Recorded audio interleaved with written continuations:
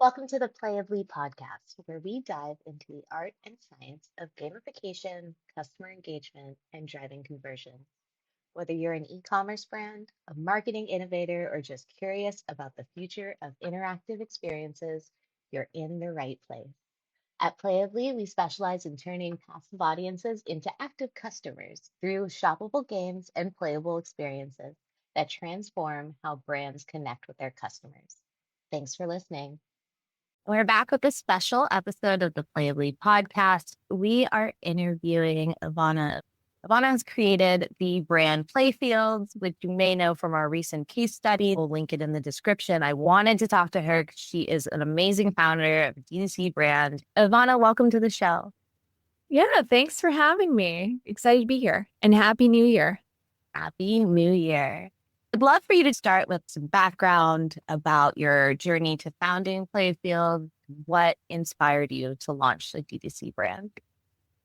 I have always wanted to launch a consumer brand. I spent 8 years at Google helping consumer brands grow. I realized I wanted to have one of my own. It wasn't until we brought Bailey, our now 4-year-old dog, that I realized there was a gap in the market, just blending form and function with products that were also high quality. I set out to create something of my own, found an immediate need carrying all my essentials whenever I go out with Bailey, which is at least 3 to 4 times a day. I felt there wasn't a good solution that looked great, was multifunctional in the way that I wanted. And so that was the impetus for me to create the Bailey kit, aptly named after Bailey. It's now gone viral on Instagram and been featured in Vogue, which we're super excited about. That's kind of our starting product and our foray into the pet space. And we hope to grow a lot more from there. As a pet owner, I really love the kit. The colors are just so cute. Otherwise, it's like, oh, here's black or a really ugly color of blue or red. Right. And that's it. Yes, exactly. Give me the neutral colors. Give me the fun colors. Give me colors I would actually want to wear. Yeah. And it spills into the branding, as anyone can see from your Instagram or the website. It just has a very distinct look to it that you feel. How did you come up with that branding? I think it started with what mood we wanted to convey, and it stems from the name as well, Playfield. I wanted to create just a world of joy, a world of fun.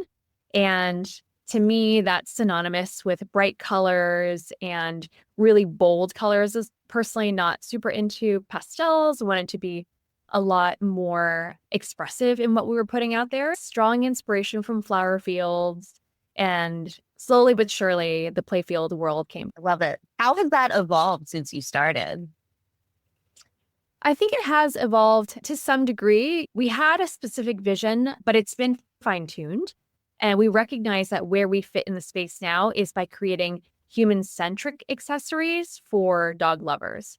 We're not making leashes. We're not making collars. We blend fashion, lifestyle, and pet. And that's the space that we operate in. What challenges did you face as first-time founder? In the beginning, having never created something physical before, there was a steep learning curve, understanding how you find a manufacturer, how you communicate with them, what they need from a tech sheet perspective, and figuring out how to build a website, make sure things are working on the back end. Even to this day, we're still a one-woman show. It's completely bootstrapped at this point in time, but hopefully not for much longer. I do everything, including customer service, fulfillment, social media. It's often a lot, feeling like you can be stretched thin, but also feeling like perhaps you're not the best and you shouldn't be the best at everything. At some point, would love to bring on some pros to take things off my plate. Looks like you're headed in that direction, and hopefully PlayAbly is helping you get there. Speaking of which, we had the 5-day advent calendar together. Angela was the one that really brought that to us, and I'd love, Angela, for you to explain about that project. Yeah, so Ivana and I have known each other for a while. To mutual, I didn't go to UCLA, but my friend group is like 90% UCLA. I met Ivana through friends of friends, and I've known that she was starting this brand. Initially, when we were working on landing pages, we had talked and we've always been looking for a way that we could work together because brand is really fun. And as a founder, it's always nice to pick people you want to work with. Working with friends is always fun. Because your branding is so playful, we're like, this is a perfect match for the game. I'm so glad that you're game to try out the advent calendar. I know you had mentioned, well, in the future, there might be a physical advent calendar. Oh yeah, I hope so. I personally just love advent calendars, so super excited to see that you guys are making them too, even in a digital format. But yes, hopefully in the future we can do a physical advent calendar. I've always wanted to get my hands on the Liberty London one. That's kind of beauty product focused. They always sell out every year, but maybe this year I'll have some luck. Nice. Well, next year when you have the physical one, we'll be there to make your digital one as well. We call it the engagement calendar. The purpose was that each day there was a different game. Each game was different and unique, but suited for the brand. We had a lot of fun making your game, but we were at a conference and I was showing them the dog quiz. Everybody loves that. And they're like, yeah, my dog is a charmer. And so when the brand is fun and the product is inherently fun and people care about it, we can do a lot. I totally agree. And I saw a lot of comments about people thinking it was like super fun and super cute. I think that the illustrations on it were great. But Ivana, you also did daily posts to support the Advent calendar launch and really encourage people to play. We're an early stage business. A lot of our efforts are focused on top of funnel awareness. Consistency with posting on social media is critical to get the word out, tell people that we exist, show them how we're different. I loved that we were able to do the digital advent calendar, even for a business of our size and ones that are even larger. This is not something you see that often. It's a novel concept. I had received several DMs from customers saying, fun, I love that you're doing it. There's no real kind of like, I think at face value, it's like, wow, it's so fun to do things just for the sake of it being fun. Obviously, we know there's a component which we'll touch on, the gamification of things and how that helps move people along the customer journey. But when you're coming onto the website and you're playing with the advent calendar, it's just a fun experience. And it's really nice when brands are able to offer that to their customers. I remember when we were talking about the planning board, you have to keep telling people to do stuff on the website, send me an email, keep peppering them. I think the great thing about the games is that once we got them on the website, we got people playing. It's so hard to get people to do anything. But the fact that we were able to get them to fill out a quiz, pack for a dog walk, complete the maze, and pick which colors they want to see next, the fact that we're able to sort of engagement in this age where people have very low attention spans shows that we're on to something. I think that you see on social media now is gaining more traction. But yeah, to your point, attention is such a limited and valuable currency. And it's just hard to get people to pay attention to anything more than 3 seconds, right? And so I think any way that you can remove friction helps. Diving into the games, I think that each one, as Angela said, was fun. And then you're collecting feedback and data from your customers. What was the experience of game design like? What was that process for you? And that's for both of you. Angela, do you want to go first? She was an honor. She's Seema's our game designer, and she's working closely with Ivana. We had an initial meeting where we were on the different ideas. Seema has 25 years of experience in game design. You can see it in the final product. But she worked with Ivana once you figured out what the games were. And then we just got the assets from you. Thankfully, your branding is so great. And you have so much stuff to work with the assets that you share with us that it made putting the game together pretty easy, I think, on our end. What were your thoughts? You were the first one that we built the advent calendar for. I love that the entire experience was very collaborative. It was a lot of ping pong ideas and exploring what routes we could take and just trying to figure out, okay, how do we balance delivering delight and joy, but also delivering games where we might be able to get more insights from our customer, right? Figuring out what colors they prefer or how they take their dogs out for walks. Useful qualitative insights, but still doing so in a fun maze or a fun matching game. So yeah, it was a really great experience. Were you ever concerned the games wouldn't represent the brand well? I think we were going to be able to do it together. I think it's helpful that we had strong assets. It was also very clear that no matter how we do this, it needs to be colorful, it needs to be punchy, and the team totally delivered on it. They took what we had and ran with it and delivered some really cool animations as well, which I was super excited to see. When you got the results back from the calendar launch and the 5 days were out, were there any metrics or feedback that stood out to you from your customers? Yeah, I didn't know what to expect since this was our first time doing something like this. We're still a really new brand. We're not even a year into business. So I felt like maybe our email lists are going to be kind of small. I don't know if anyone's actually going to play all 5 days. But to my surprise, people did. They were consistent and they came back every day. They were excited for the new challenges every day. They would send me DMs just sharing how much they delighted in the experience. So I was very pleasantly surprised.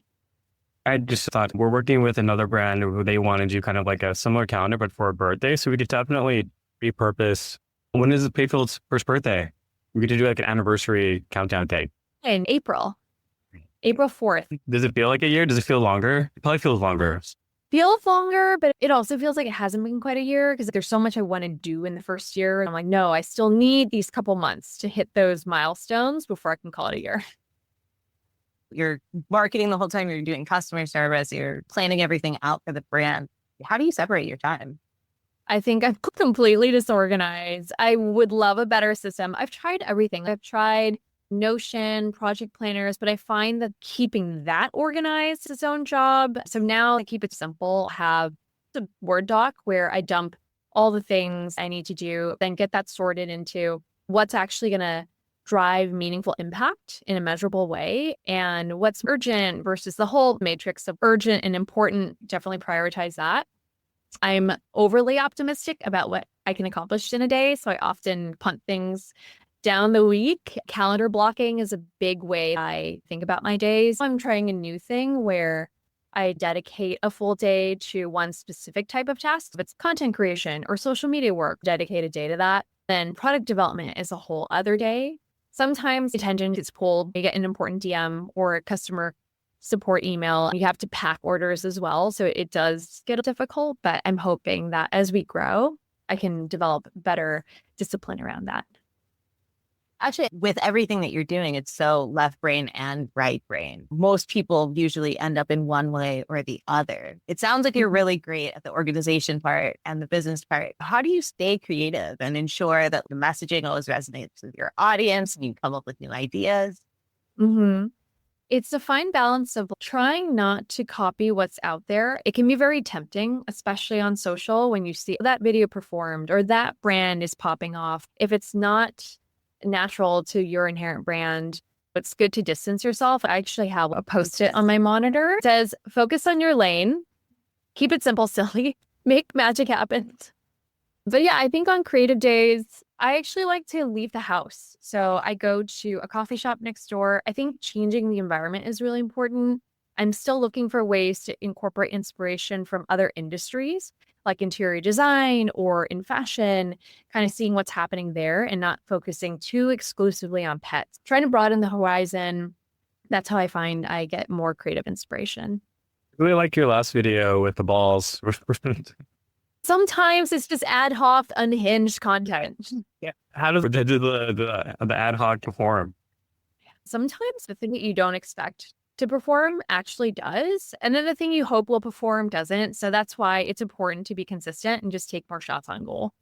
Yeah. Have you found, because I'm doing the same thing with LinkedIn, my goal in February is to post every day, except Friday, because I'm doing Friday. It's hard to tell what content will resonate. You have an idea, you put it out there, and then there's no views. Just keeping lots of shots on goal. Have you noticed any patterns of what has worked well or what content is resonating? I think with our product, there's a big education piece. I need to demonstrate over and over again what features are built into the product. It's the hidden pockets, compartments that really capture people's attention. That's when our videos get shared the most. I'm also noticing that as I bring more people into the fold, I'm getting a lot of input from customers, people within our community, which has been really helpful and insightful. I want to dive into more of that, still balance some of the more polished content. And then have you found most of your content on Instagram or TikTok? Which channel has performed the best? Yeah, so Instagram is definitely our channel. I feel like we have a pretty tight community there. TikTok is really, I don't post consistently there, even though I should. My style is probably super millennial coded and it doesn't translate very well on TikTok, but seems to do okay on Instagram. I do want to diversify because it's pretty scary having dependence on a single platform. Hopefully for 2025, we can really double down on TikTok and YouTube Shorts, as well as grow our Instagram following. Have you tried Pinterest? Yeah, I think things automatically post to Pinterest. Our photo shoots have done decent on Pinterest. I think the editorial shoots themselves have done well, but we're doing a lot of videos these days and it's okay. It's not great. We get tiny traffic from Pinterest. Are there any tools or software that you swear by when creating all the content, especially doing everything yourself? I do a lot of it in app. I definitely use CapCut for editing. If you know of any though, please share with me. Like Canva for creating things. But that's pretty much it. So what is one lesson or takeaway that you have gained from using gamification? Is there anything that you took away from it or you'd like to share with other founders who are looking into it? Yeah, so some context, I worked with a lot of gaming and app companies when I was at Google. I totally believe in and understand the importance of gamification. It's human nature. We like little rewards. It's the same way we're addicted to social media. There's little dopamine hits and cycle. But gamification, specific to what you do as a brand, it adds a level of intrigue beyond, hey, I'm selling a product, buy my product. It's nice to offer a different experience. What was your favorite game out of the 5? I really liked the maze, but I think it was also a little impossible. If anyone was able to make it through, it was the hardest maze I've ever done. It was easy on desktop. I was doing it on desktop with the arrows. And it's so much easier. I was like, oh my goodness, there's not enough time. What has been the most challenging aspect for you're coming up on a year running Playfield? What was the most surprising thing that you had to face? I think it's something I'm still working through, but trying to give myself grace in not comparing myself to competitor brands, not beating myself up for feeling like I'm not moving fast enough, or if I wasn't productive enough on a certain day. The productivity guilt compounds when you're a founder. Even last night, I had trouble falling asleep because I had a burst of creative energy and all these ideas flowing through my head. So I think trying to draw healthier boundaries between work and life, also because I work from home. I cannot escape Playfield, and Playfield is me, but I definitely don't want to burn out. And I want to build a brand that is going to be sustainable, a brand that will be a profitable company. So I think managing that is something I would like to. I think not comparing yourself to competitors is a really good piece of advice. But how do you even do that? Because I know a lot of people will get wrapped up in, oh, this person's launching this or this person just did this. Like, how do you make sure that you stay focused? Yeah, so I try to just not even follow competitors on social media.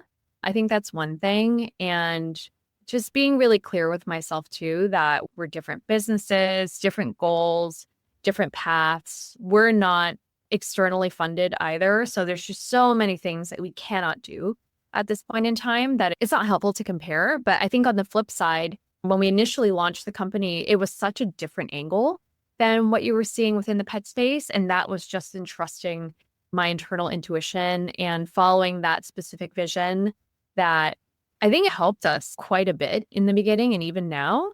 So leaning into that more and knowing that being different and not being like others is actually going to help us succeed.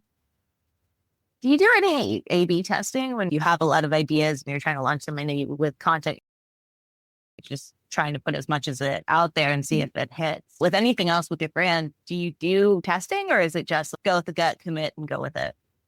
Yeah, so with the product in the beginning, I did a lot of focus groups. I don't know if you guys have read The Mom Test by Rob Fitzpatrick. That was so informative for me, knowing how to conduct these focus groups, how to ask the right questions and not bias answers. In the beginning, I did a lot of that, even with just a printed image of what I wanted to create. Then I would get samples and shop around to strangers and friends of friends, people who were removed from me, so I wasn't getting confirmation bias. That helped inform the product as we see it today. And as we think about future product development, I apply the same principles where I want to get honest feedback. I try to get qualitative information so that I know what problems I'm solving for and I'm creating a solution for them. What's next for Playfield? I know you have the anniversary coming up. Any other exciting plans or projects that you can share? Yes, quite a few. We're launching new colorways, which I'm really excited about, and those will be coming out in spring, summer. I think we're also revisiting the size of the bag. We've been asked to create a slightly larger one. I think we're in the middle of that product collaboration for the summer, fall as well. I'll have more to share on that soon. As for 2025, we're trying to get into more retail. We'll be at Super Zoo in August, big expo for the pet industry. It's our first time debuting at a trade show. I'm super excited about that. Before we know it, the holidays will be here. Hopefully, we can make some headway on that physical advent calendar as well. And then just for anyone who's listening that's a DTC founder, any advice that you have for them, if you could say one thing to somebody starting off on their first commerce venture, what would it be? I would say brick by brick. Like you do not build something overnight and it takes time, especially in the beginning. It might feel really slow, but efforts snowball. So just keep going at it, make your incremental progress, try to focus on being 1% better every day. Before you know it, you'll be a lot further than where you started. Thank you so much for joining us on the PlayAbly podcast. You can find Ivana and Playfield at ourplayfield.com, both the website and their Instagram. So be sure to follow and check them out. Stay tuned for the next episode of the PlayAbly podcast. Thanks for tuning in to the PlayAbly podcast. Ready to engage your customers like never before? PlayAbly creates branded, shoppable games that drive results. Don't forget, mention the podcast during your free demo and get $500 off. Learn more at playably.ai.